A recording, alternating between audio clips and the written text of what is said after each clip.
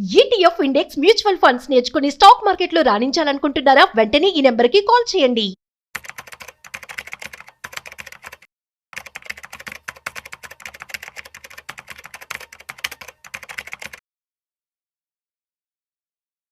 Sir gold and silver మరి చాలా happy అనిపిస్తుంది. కొంచెం ధరలు తగ్గుతున్నాయి. అవును. మరి ఆల్ టైమ్ హై రికార్డ్ వరకు వెళ్ళిపోయిన ధరలు ఒకసారి ఎందుకు ఇలా పడిపోతున్నాయి? 1,80,000 వరకు వెళ్ళింది. ఇప్పుడు 1,50,000లో ఉంది. ఇంకా వెండి అంటే 4,25,000 వరకు వెళ్ళింది. ఇప్పుడు మళ్ళీ 3 లక్షల్లోకి వచ్చేసింది. అంటే ఈ తగ్గుతున్నాయని అనుకోవచ్చు అంటారా? మళ్ళీ పెరుగుతాయా? నాకు తెలిసి ఈ మార్జిన్ ఇష్యూస్ అన్ని షార్ట్ అవుట్ అయిపోయినట్టుందండి. ఎందుకంటే 2 days బ్యాక్ కూడా సిఎంఈ ఎక్స్చేంజ్ వాళ్ళు మార్జిన్స్ పెంచారు. ఈ ఫీచర్స్ అండ్ ఆప్షన్స్లో ఉన్న గొడవ ఏంటంటే వాళ్ళు మార్జిన్స్ పెంచారనుకోండి, పెంచిన మార్జిన్ తగ్గట్టు అందరూ మ్యాచింగ్ అమౌంట్ మళ్ళీ పెట్టుకుంటూ రావాలి. అంత డబ్బు లేదంటే క్లోజ్ చేసుకోవట్లేదు ట్రేడ్స్. అందుకని ఫిజికల్ ప్రొడక్ట్లో సప్లై ఎక్కువే కాదు వచ్చిన ప్రాబ్లం, పేపర్ అసెట్స్ మీద వచ్చిన మార్జిన్ ప్రెజర్ అనమాట. దాంతో పడిపోయింది. నేను అనుకోవటం గోల్డ్ ఈ టైంలో స్టేబుల్ అవుతుంది. చార్ట్స్ 3 రోజుల నుంచి పట్టలేదు ఇంకా. గోల్డ్ స్టేబుల్ అవుతుంది. సిల్వర్ అయితే ఇంకా కొంచెం స్ట్రెస్ అవుతూనే ఉంది. And overall current price is good ఇంత ముందుతో పోల్చుకుంటే. ఎవరైనా కావాలంటే ఎస్ఐపిలో పెట్టుకుంటూ పోవచ్చు, తప్పేం లేదు. అంటే మొన్నటి వరకు మరి వెండి 4,25,000కి వెళ్ళినప్పుడు అవును. సార్ చాలా మంది వెళ్ళి కొనడం చూసాము. ఒక క్యూ కట్టారు. ఏదో మార్కెట్కి వెళ్ళి కూరగాయలు కొన్నట్టుగానే వెండి కొనడం జరిగింది. అవును. మరి వాళ్ళందరి పరిస్థితి ఏంటంటే వచ్చి బేసికల్గా ఉంచుకున్నాం అనుకోండి, 4-5 మళ్ళీ ఆ రేటుకి వచ్చింది. అర్జెంట్గా ఆ రేటుకి వచ్చింది నేను అన్న. కానీ ఎప్పుడైనా చార్ట్లు బ్రేక్ డౌన్ అయినప్పుడు ఏంటంటే తిరిగి మళ్ళీ ఆ హైట్ బటన్ చాలా సంవత్సరాలు పట్టింది, వెంటనే పోదు. మేబీ 2-3 years పట్టచ్చు పాత రేట్ రావడానికి. ఆ టైం తర్వాత అమ్మేసుకోవచ్చు. కాబట్టి ఫిజికల్ కొంటే పెద్ద ప్రాబ్లం ఏం లేదండి. ఎటు వచ్చి ఫీచర్స్ ఆప్షన్స్ వీటిలో పెడితే అది టైం బౌండ్ ప్రొడక్ట్స్ కాబట్టి వాళ్ళు లాస్ గురవుతారు. బట్ మీరు ఫిజికల్గా కొంటే కనుక ఉంచుకోండి అంతే. పెరిగిన తర్వాత అమ్మేసుకోండి. ప్రాబ్లం ఎక్కడ వస్తుందంటే అప్పులు తీసుకుంటారు, క్రెడిట్ కార్డు పెట్టి మరి కొంటారు, ఫీచర్స్లో మార్జిన్స్తో కొంటారు. ఇలాంటి వాళ్ళకి ప్రెజర్ అవుతుంది అంతే. ఏదైనా సరే అది 220-250% పెరిగిన దాని గురించి ఏం ఎక్స్పెక్ట్ చేస్తారు? టూ మచ్ పెరిగింది, టూ మచ్కి పడింది. నేను అందుకే మొదట చెప్పాను, ఆ స్పీడ్ పెరిగిందంటే రెడీగా ఉండండి, పడ్డా సరే నీకు అదే స్పీడ్లో పడతాయి అని. దాన్ని ఫర్వాలెక్ మూవ్స్ అంటారు. మన హిస్టరీ తిరిగేసుకుంటే అలాంటి చార్ట్లు కొన్ని వందలు దొరుకుతాయి. ప్రతి చార్ట్కి అదే గతి పట్టింది. కాకపోతే అది 1 weekలో జరిగిద్దా 10 రోజులు జరిగిద్దా మనకు తెలియదు. బట్ ఎండ్ రిజల్ట్ అన్ని ఒకేలాగా ఉంటాయి. టూ మచ్ ఫాస్ట్ మూవ్ జరిగితే టూ మచ్ ఫాస్ట్ కొలాప్స్ అవుతాయి అంతే. ఎందుకంటే అందరూ ఒకేసారి లోపలికి వచ్చారు కదా, అందరూ ఒకేసారి బయటపడని ట్రై చేసినప్పుడు కొలాప్స్ అవుతాయి చార్ట్స్. అందుకని బట్ కరెంట్ చార్ట్స్ బాగున్నాయండి. అంటే charts Fibonacci levels up to 38 దగ్గర స్టేబుల్గా ఉన్నాయి. కాబట్టి గోల్డ్కి అయితే ఇక పడే ఛాన్స్ లేదు పెద్దగా. బట్ సిల్వర్కి మేబీ ఇంకో 10% పడవచ్చు. బట్ ఏదైనా సరే ఇంత ముందు పోల్చుకుంటే దిస్ ఇస్ ద బెస్ట్ ప్రైస్లో ఉన్నాయి. అండ్ ఎస్ఐపి రూపంలో కొనేవాళ్ళు కొనుక్కోవచ్చు, స్టార్ట్ చేసుకోవచ్చు కొత్తగా ఎస్ఐపిలో పెట్టేవాళ్ళు. అంటే కామన్ మ్యాన్కి కొంచెం కన్ఫ్యూజన్ అయితే ఉంది సార్. మరి తగ్గుతుంది కదా, ఇప్పుడు వెళ్ళి మేము కొనుక్కోవచ్చా? ఎందుకంటే పెళ్లిళ్ళ సీజన్ రాబోతుంది కదా, అవును. మరి అలాంటి వాళ్ళకి ఏం చెప్తారు? బేసికల్గా ప్రాబ్లం ఎక్కడ వచ్చిందంటే అసలు ఒక ఎసెట్ మీద ఎందుకు ఇంత మోజు మీకు? సింగిల్ ఎసెట్ మీద ఎందుకు మోజు?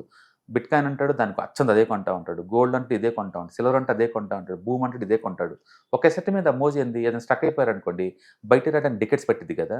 అన్ని ఎసెట్లు కలిపి ప్లేస్లో కూర్చుంటే గొడవ లేదు కదా. అందుకని మీరు ఏదైనా ఒకే ఎసెట్లో ఉంటే మీకు ఎప్పుడు ఆ పెయిన్ తప్పదు, ఆ గెయిన్ తప్పదు. బట్ అది ఎప్పుడు వచ్చిందో మనకు తెలియదు. అందుకనే ప్రతి కుక్కకి ఒక రోజు ఉన్నట్టే ప్రతి ఎసెట్కి ఒక సంవత్సరం వస్తుంది.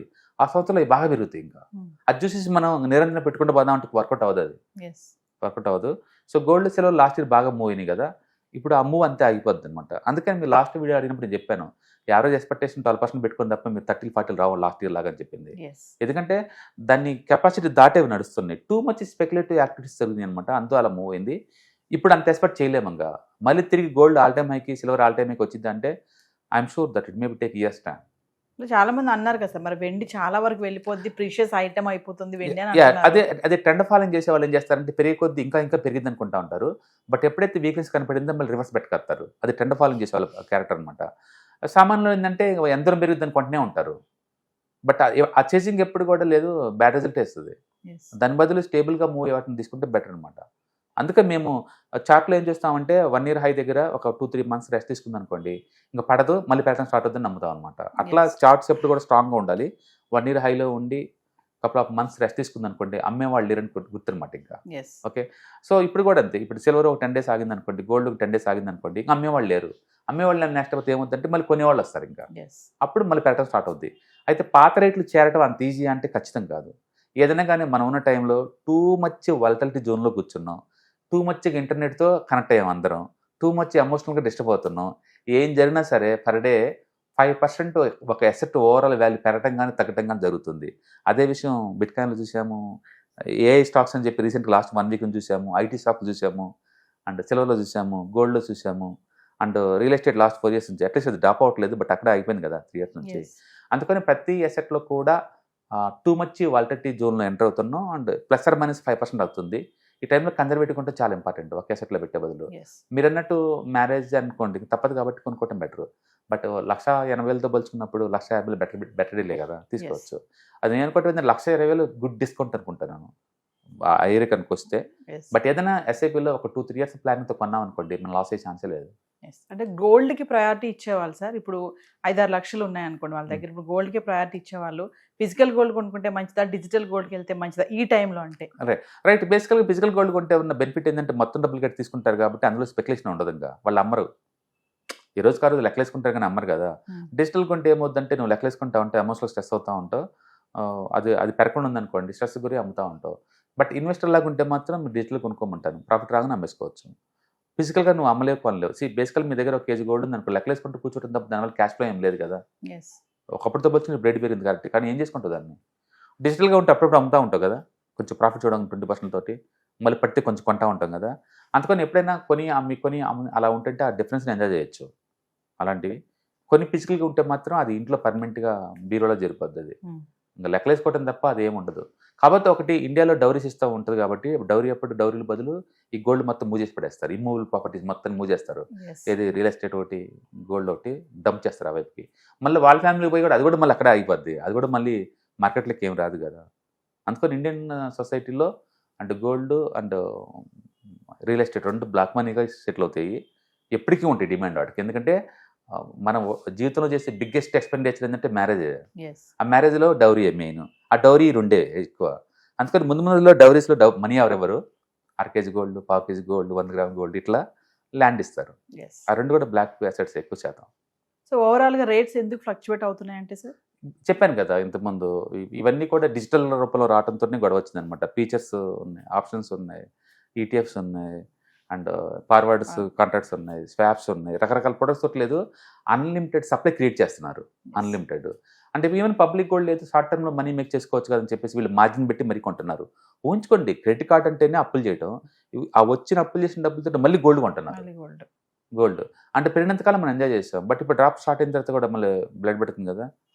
అందుకని టూ మచ్ స్ట్రెస్ గురవుతున్నారు ఈ మార్జిన్స్ తోటి. బట్ అది ఎప్పుడో ఒకసారి ఓకే, కానీ జీవితం మొత్తం అచ్చం మార్జిన్స్ మీద గేమ్ ఆడుతూ ఉంటే చాలా కష్టం. అందుకని అదే జరుగుతుంది అక్కడ. మీరు కాబట్టి నిజంగా గోల్డ్ ఈటెస్ట్ కానీ ఫిజికల్ గోల్డ్ కానీ కొంటే కనుక అది పడితే మీకు ఎందుకు, లేస్తే మీకు ఎందుకు. ఎప్పుడైతే మార్కెట్ బాగా పెరిగిందనిపిస్తే ఆ రోజు డంప్ చేయండి, మిగతా కామ్ కూర్చోండి, అది బెస్ట్ అప్రోచ్ అనమాట.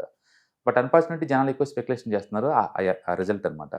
ఏదైనా కానీ లాస్ట్ 1 yearతో బ్యాక్తో పోల్చుకుంటే స్టిల్ గోల్డ్లో ఆల్మోస్ట్ నీకు 50% 60% దాకా వచ్చింది, అండ్ సిల్వర్లో 150% దాకా వచ్చింది. Still you made the money right. అందుకని స్ట్రెస్ లేకుండా ఫిజికల్ కొన్నా లేదా ఈటీఎఫ్ ఫార్మేట్లో కొన్నా మీరు సేఫ్ సైడ్ ఉన్నట్లు లెక్క.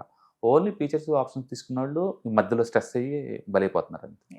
సో మరి ఫర్దర్గా మరి వెబినార్ నిర్వహించబోతున్నారు కదా, ఒకసారి వాటి గురించి. ఈ month next weekend we are going to conduct ETFs, index funds and mutual fund webinar అండి.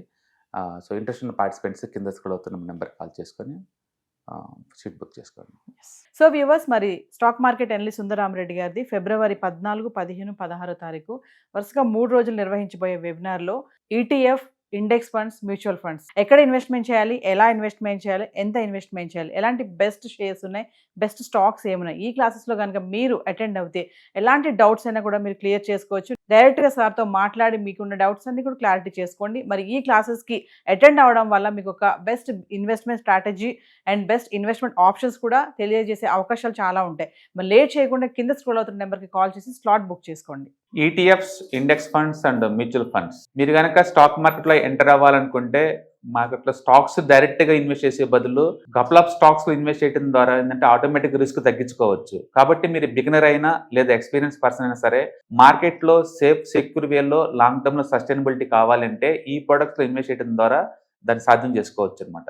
కాబట్టి మీకు ఎవరికైనా సరే ఈ ఈటీఎఫ్స్, ఇండెక్స్ ఫండ్స్, మ్యూచువల్ ఫండ్లో ఇన్డెప్త్ నాలెడ్జ్ కోసం అండ్ గైడెన్స్ కోసం ఈ ట్రైనింగ్ ప్రోగ్రామ్ అటెండ్ అవడం ద్వారా మీరు మనీ మేక్ చేసుకోవచ్చు. కాబట్టి మీకు ఇంట్రెస్ట్ ఉన్న పార్టిసిపెంట్స్ ఈ వీకెండ్లో జరిగే వెబినార్ అటెండ్ అవడం ద్వారా ఇందులో ETFs, index funds, mutual funds అంటే ఏంటి, వాటిని ఎలా మనీ మేక్ చేసుకోవాలి, వాటిని ఎలా మేనేజ్ చేసుకోవాలి, వాటి గురించి కాంప్రహెన్సివ్ ట్రైనింగ్ మీకు ఈ ప్రోగ్రాంలో అందించబడుతుంది. ఈ వీకెండ్లో జరిగే ఈ ప్రోగ్రామ్కి ఎన్రోల్ చేసుకోండి. Thank you.